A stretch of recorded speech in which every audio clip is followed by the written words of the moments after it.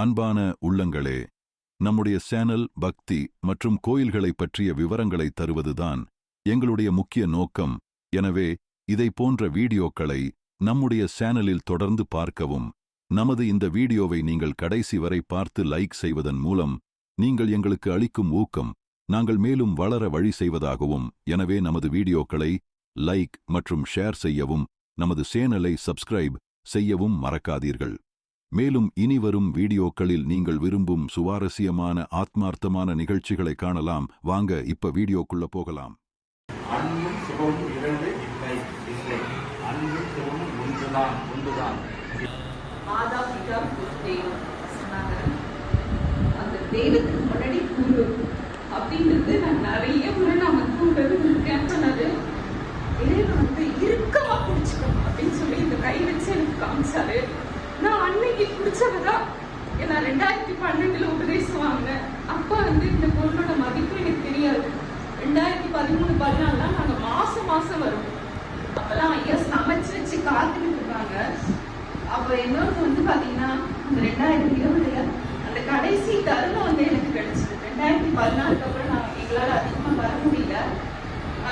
சனி ஞாயிறு உபதேசம் நடந்துச்சு. மறுநாள் தான் வந்து ஐயா மறைஞ்சாங்க.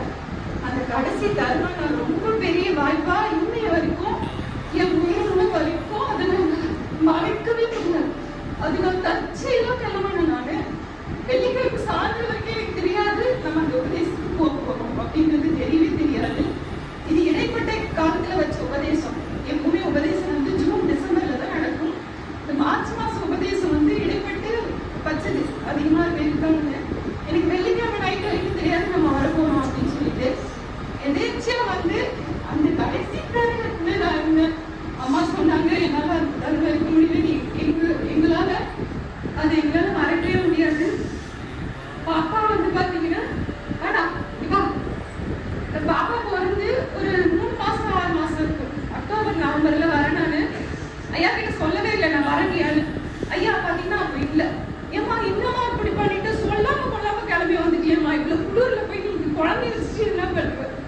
அந்த தருணம் நான் வந்து இன்னமா இப்படி பண்ணிட்டேன், குழந்தை தூக்கி பண்ணிட்டியம்மா சொல்லாமே அப்படின்னு சொல்லிட்டு 3 வயசு இருக்கும்போது ஐயா மறைச்சாங்க. இவளுக்கு எப்படிதான் ஐயா மேல பாசம் இருக்குன்னு எனக்கு தெரியவே தெரியாது. ஒரு 4 தடவை தான் பார்த்துருப்பா ஐயாவை. எப்படி இருந்திருக்கும் இவளுக்கு. ஐயாக்காக நான் என் பிளட்டிலே இவளுக்கு கிடையாது. ஸ்கூல்ல பசங்க குழந்தைங்க தானே, அவங்களுக்கு இயல்பா ஏதாவது தோணிடும் இல்லைங்களா. சோ அப்ப கேட்கும் போது என்ன சொல்றா, இல்லம்மா நான் ஐயாக்காக சாப்பிட மாட்டேன். எப்படி இதை சொல்றா இவளுக்கு எப்படி அவர் மேல உள்ள பக்தி இருக்கு. தினமும் வந்து இந்த விபூதி வந்து இங்க இல்லாம ஸ்கூலுக்கு போகவே மாட்டான். என் பெரிய பொண்ணு கூட அதிகமா தருணங்கள் இங்க இருந்திருக்கா. ஐயா கூட வந்து பாத்தீங்கன்னா அவ இருந்திருக்கா. ஆனா இவ இருந்ததே கிடையாது. ஆனா அந்த அந்த அந்த அருளை வந்து என்கிட்ட கொடுத்துட்டு போயிருக்காரு. இன்னைக்கு வரைக்கும் வந்து பாத்தீங்கன்னா அந்த குருவோட அருளை இந்த நிமிஷம் வரைக்கும் நான் வந்து ஒவ்வொரு நாளும் நான் வந்து அனுபவிச்சுட்டு இருக்கேன். ஐயா எனக்கு கொடுத்துட்டே இருக்காரு. எங்களால அடிக்கடி வர முடியலையே தவிர என் கூட ஐயா இருந்துட்டே இருக்காரு. கனவுல வந்து ஐயா உணர்த்திருக்காரு நிறைய விஷயங்கள். நான் இங்க வரலனாலும் எனக்கு வந்து கனவு மூலயமா வந்து பாத்தீங்கன்னா ஐயா வந்து அதெல்லாம் வந்து விடைகள்லாம் எனக்கு கிடைச்சிருக்கு. ஸோ அதனால வந்து கண்டிப்பா இறைவனை இறுக்கமா எப்படி பிடிக்கணும்னு சொன்னாங்களோ அந்த மாதிரி இறுக்கமா குருவை நீங்க கண்டிப்பா பிடிச்சுக்கோங்க. இறைவனையும் கண்டிப்பா இறுக்கமா பிடிச்சிங்கன்னா கண்டிப்பா நமக்கு அருள் வந்து ஐயாவோட அருள் எப்பவுமே இருக்கும். நன்றி. என் பேர் கண்ணன். என் பேர் தான் கண்ணன். இந்த உடம்புக்கு தான் பேர் கண்ணன். என்னுடைய உயிருக்கு பிறகு வைத்த பேர் ஆன்மா. இந்த உயிரை பற்றி இந்த உயிரை மேன்மேலும் எப்படி நாம் வளர்த்து நாம் மேன்மை அடையலாம். நாம் என்றால் இந்த உடம்பு இல்லை, இந்த உயிர் எப்படி மேன்மை அடையலாம் என்பதை இந்த சபை நமக்கு தெரிவித்து நமது ஐயா மறைஞ்சிட்டான்னு சொல்றாங்க, சிக்கிப்பட்டாருன்றாங்க. ஆனா நம்ம ஐயா மறையல. அவர் கொடுத்த ஒவ்வொரு தீட்சையிலும் அவர் கொடுத்த ஒவ்வொரு உயிரிலும் அவர் வாழ்ந்து கொண்டுதான் இருக்கிறார். ஐயா மறையவே இல்லை, நம்முடன் தான் இருக்கிறார். ஐயாக்கும் எனக்கும் நடந்த ஒரு தொடர்பை பற்றி, அதாவது மீட்டிங்கை பற்றி நான் சொல்லிதான். 2009 பார்த்தீங்கன்னா பைபாஸ் சர்ஜரி பண்ணியிருந்தாங்க. அவர் பார்த்தீங்கன்னா ரொம்ப தெளிவாக இருந்தார்.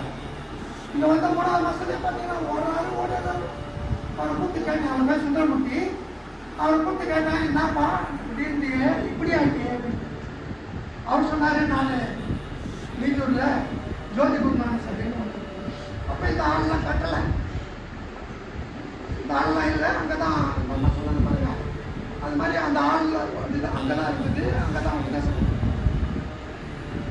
அங்கே நாங்கள் வந்தோம். வரப்பே சொன்னார், யாரு என்னை கூப்பிட்டு வந்தார் பாருங்க, சுந்தரமூர்த்தி ஐயா சொன்னார், நீ இதெல்லாம் விட்டாலும் நான் கூப்பிட்டு போவேன். எனக்கு இதெல்லாம் வர்றதுக்கு ஒரு 10 நாள் ஆச்சு. 10 நாளுக்கு அப்புறம் நான் இங்கே வந்தேன். வந்தவொடனே ஐயாவை பார்த்தேன். ஐயா என்ன சொன்னார், வாரம் ஞாயிற்றுக்கிழமை சபை நடக்கும், நீ அவசியம் வந்து கலந்துக்கணும், அப்போ தான் நீ வந்து கடவுளை பற்றி தெரிஞ்சுக்க முடியும் அப்படின்னா. ஐயா என்னால் ஞாயிற்றுக்கிழமை வர முடியாது ஐயா, நான் பார்த்தீங்கன்னா ஷிஃப்ட் டியூட்டியில் வேலை செய்கிறேன், என்னால் ஞாயிற்றுக்கிழமை வர்றது கஷ்டம் ஐயா.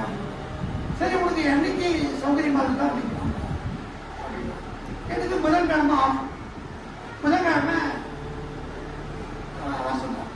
நாங்கள் புதன்கிழமை காலையில் ஒரு 7-8 மணிக்கு வருவோம். வரப்பே டிஃபன் சாப்பிட்டுட்டு ஐயாவுக்கு தேவை இருந்தால் ஐயாவுக்கு டிஃபன் வாங்கிக்கிட்டு சுந்தரமூர்த்தி ஐயாவை குடும்பத்தோடு வருவார். வந்து நாங்கள் இங்கே பாடம் படிச்சுட்டு உபதேசம் சுந்தரமூர்த்தி ஐயா அவங்க வீட்டில் அவர் பார்த்தீங்கன்னா அவர் சுந்தரமூர்த்தி ஐயா நிறைய பேருக்கு உபதேசம் வாங்கி கொடுத்துருக்காரு. கிட்டத்தட்ட ஒரு 20க்கும் மேற்பட்டவருக்கு என்னையோட சேர்த்து வாங்கி கொடுத்துருக்காரு. அதனால் அவரும் கூட வந்தார். பாடம் படிக்கிறப்போ அவங்க மிஸ்ஸஸோட கூட வந்து சமையல் பண்ணி சாப்பிட்டுட்டு 5 மணி 6 மணிக்கு தான்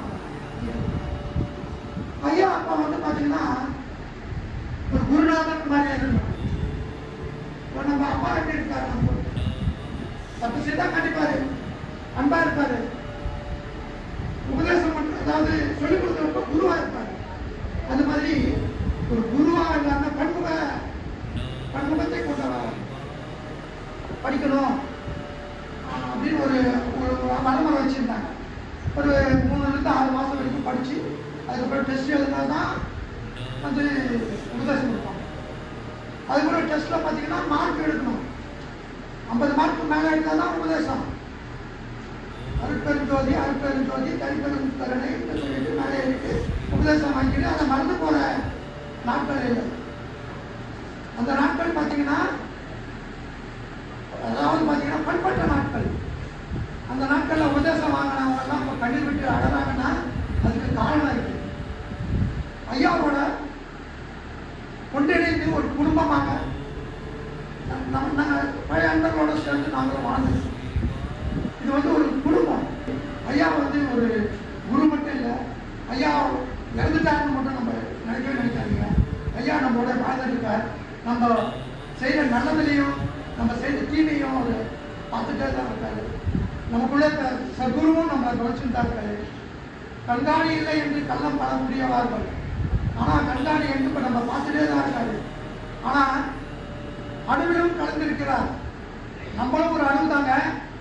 அதான் சொன்ன மாதிரி பெருமை தான் பெருவாழ்வு. அது எப்படி கிடைக்குமா? கஷ்டப்பட்டா கிடைக்கும். எல்லாருக்கும் கிடைக்குமா? கிடைக்கும். அதுக்கு ஒரு பிராப்தம் இருக்கும். ஆனால் ஐயா மறந்துட்டாங்கன்றது எங்களால் நம்ப முடியல. ஐயா நம்ம கூட தான் வாழ்ந்துட்டு இருக்காரு.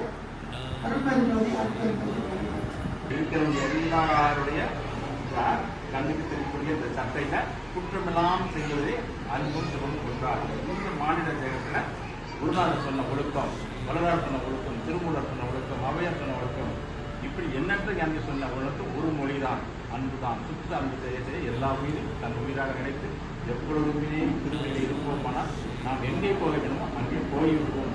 அன்பான உள்ளங்களே, நமது இந்த வீடியோவை கடைசி வரை பார்த்த உங்கள் அனைவருக்கும் நன்றி. இந்த வீடியோவினால் உங்கள் மனம் மற்றும் ஆன்மா மகிழ்ச்சி அடைந்திருந்தால் எங்கள் வீடியோக்கு ஒரு லைக்கும் எங்கள் சேனலை சப்ஸ்கிரைப் செய்யவும் மறக்காதீர்கள்.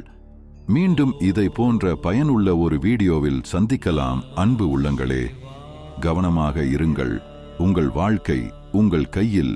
வாழ்க வளமுடன்.